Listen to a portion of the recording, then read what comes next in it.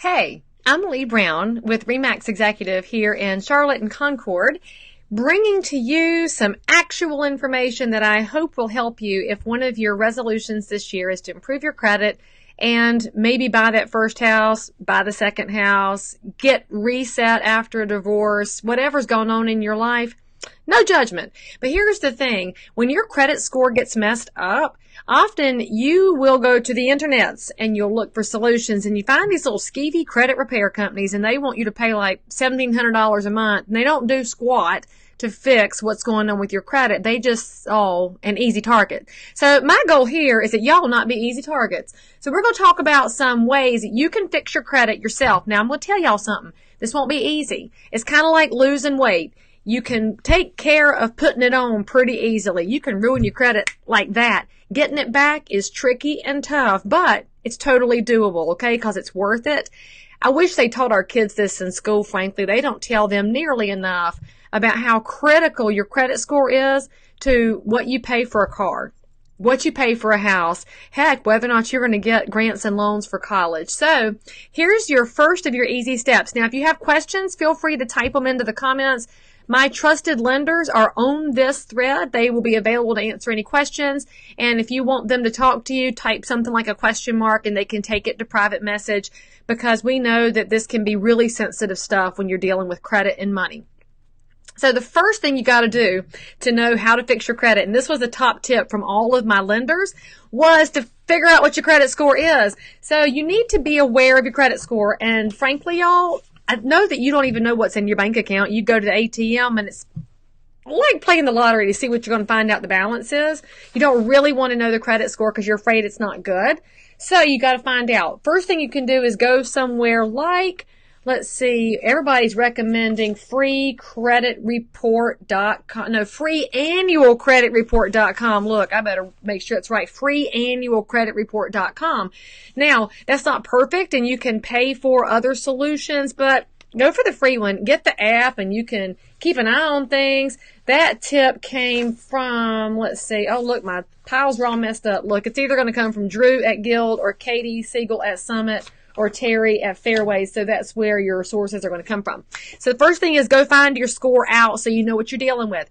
If you're below 700, you're already in pretty good territory. So some tweaks are going to get you up over the 700 mark where you're in really good credit territory. If you're over 800, frankly, I know you're not even watching this Facebook Live because those people have really platinum credit, and that could be you one day, but don't stress out. Now, if you're below 600 in the 500s, don't stress out because you can still actually have products that are available for you. One of the things about buying a house that nobody really talks about is that you don't have to have perfect credit and you don't have to have 20% down. There's all kinds of programs out there to help you stop paying rent because frankly, y'all, in our area, rents are crazy high and it's actually cheaper for you to buy in a lot of instances. So we're glad to give you those resources. Actually, Liz, it's Free Annual Credit Report is the one that Drew recommended. Free Annual Credit Report.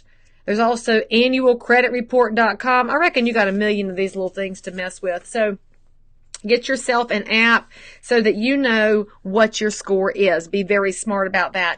Now, the next thing is once you get that credit report, have a look at it because there might be mistakes on it. I got to tell y'all, my husband, Steve Brown, it's a very generic name.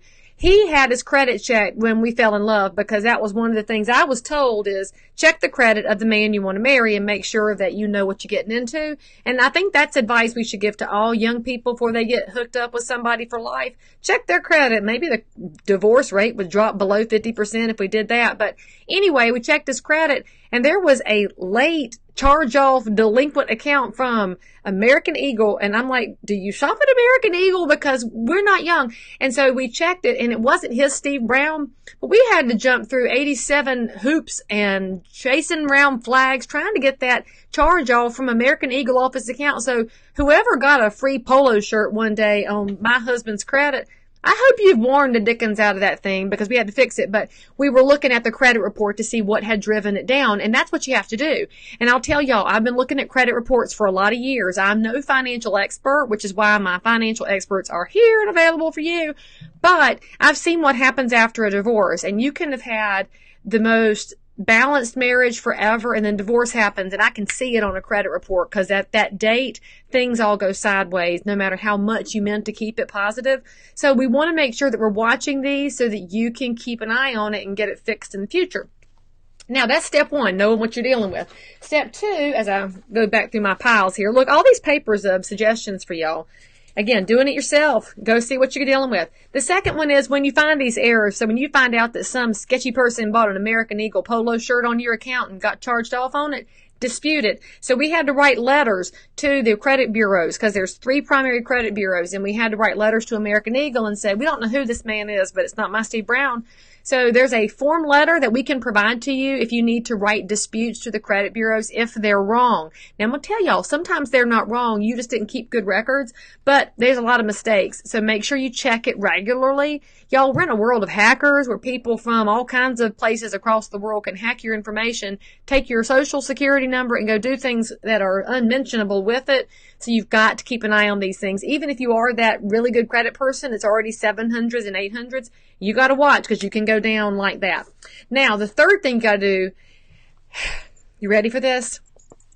Stop the bleeding of your money.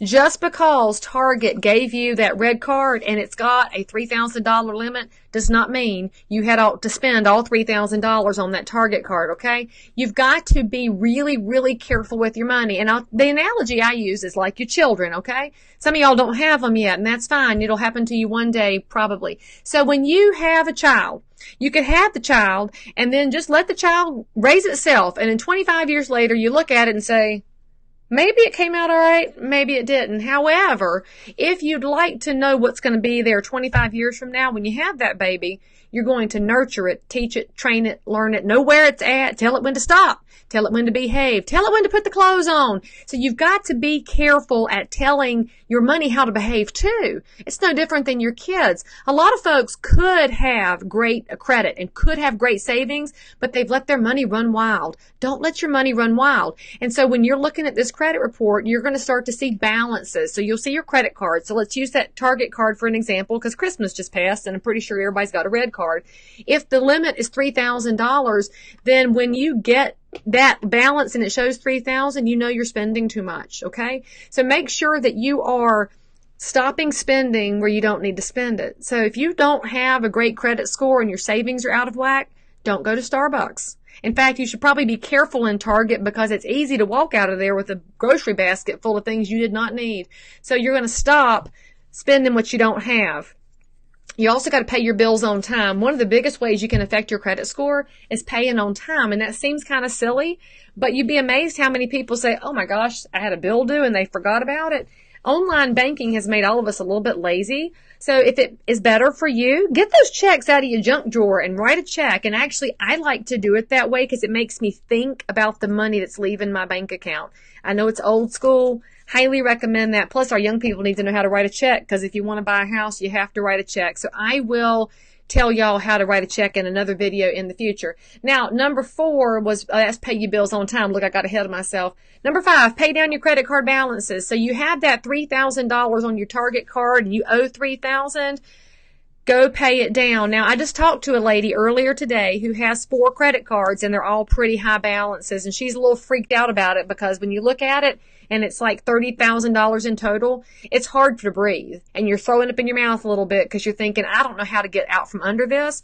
What I'll tell you is that it's probably the best advice Dave Ramsey gives. And I do recommend that Financial Peace University. I don't agree with everything he says, but he's totally got the credit card piece down pat with the snowball plan. So you pick a card. Maybe it's the lowest balance or it's the highest interest rate. So 2 approaches. One is if you knock out the one with the small balance, you'll have knocked out one of your cards and you have that accomplishment. That's a big deal. The other one is to get rid of the card with the highest interest balance because it's costing you more over time. But you know, it just depends on how you're wired. However you're going to feel successful is where you ought to start because you've got to get out from under that mountain. And again, calling some skeevy credit repair balance transfer company, not the solution. The solution is you. So if you can squish up an extra $50 a month, make all your minimum payments, but for that one card you've selected, put all the extra there. All that Starbucks and Target money that you're not spending, throw it at that card. Next month, throw $200. Next month, $300. Start throwing little stuff at it so that you can chunk it down. It might take you a year. It might take you 2 years. That's okay.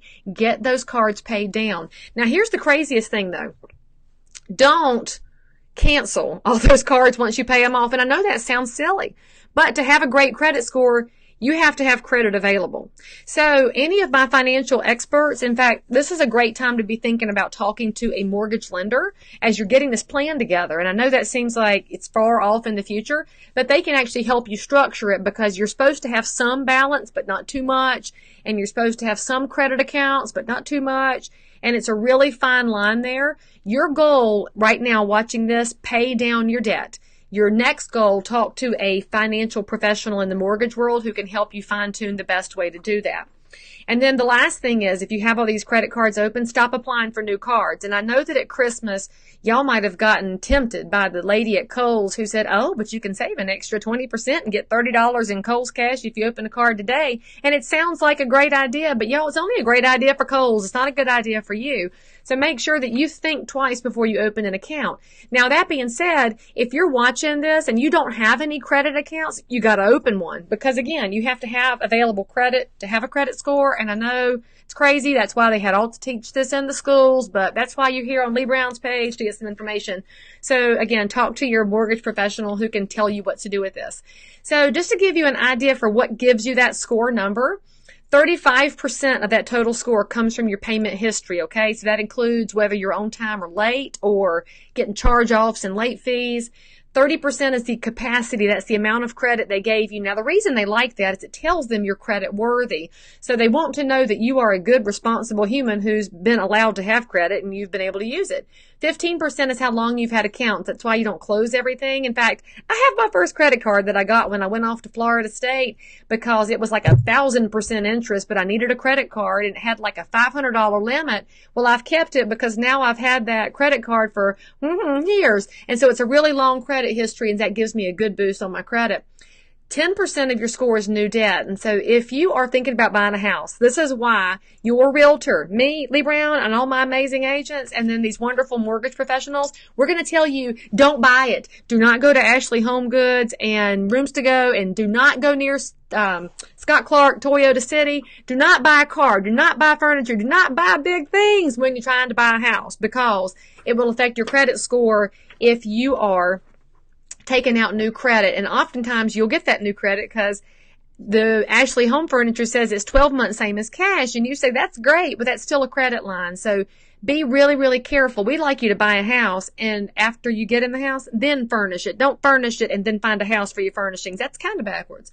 And then the last 10% is your credit mix. So there's two different kinds of credit. You've got installment credit, and that's where I loan you $100 and you're going to pay me $10 a month for 10 months and pay it off. That's installment. Revolving credit says I have a $1,000 limit, and I spend $100 now, and then I can spend $100 more, and then I can pay down a little bit of minimum payment. And so there's two different kinds. Again, talk to your mortgage professional about that and how you improve it. And so that is what you need to know about your scores. Let me see if there were any other fascinating tips here besides looking at your monitors, alerts on your apps. Oh, I had an interesting paperwork list here from Fairway Mortgage, and we could put all these attachments in the comments if you'd like. And Terry says to know that things like late payments, okay? If you miss your credit card payment, your Duke Power payment, then if you get that late payment on your credit report, it stays there for 7 years from the date of the missed payment. That's how long you get dinged for a missed payment. Y'all, that's crazy, isn't it? Pay on time. Pay on time. And then if you can't pay on time, call your creditor, because you'd be surprised how many of them will work with you on a partial payment, but you got to talk to a human. Do not trust websites and apps for that. Let's see. There's also, a good remark here about foreclosures. So let's say that some of y'all watching this had a home and you lost it during the Great Recession and you'd like to buy again. Foreclosures come off your credit report 7 years after the filing date. So if you're getting close, keep renting and you'll get there. We totally believe in you. And the last thing I'll tell you is call your realtor. Okay, we're here for this. We aren't going to judge you when things aren't good. Well, our job is to hook you up with a professional who can give you great advice so that we can get you in the best place for your future. Because y'all, renting is a decent part-time solution, And for some of y'all, it's a good place to be for now. But for building wealth in the future in America, our best opportunity is owning property. So let us help you get there. Thanks for tuning into this Facebook Live. Tune back for more. And if you need other kinds of information, give me a shout and we'll let you know what we got.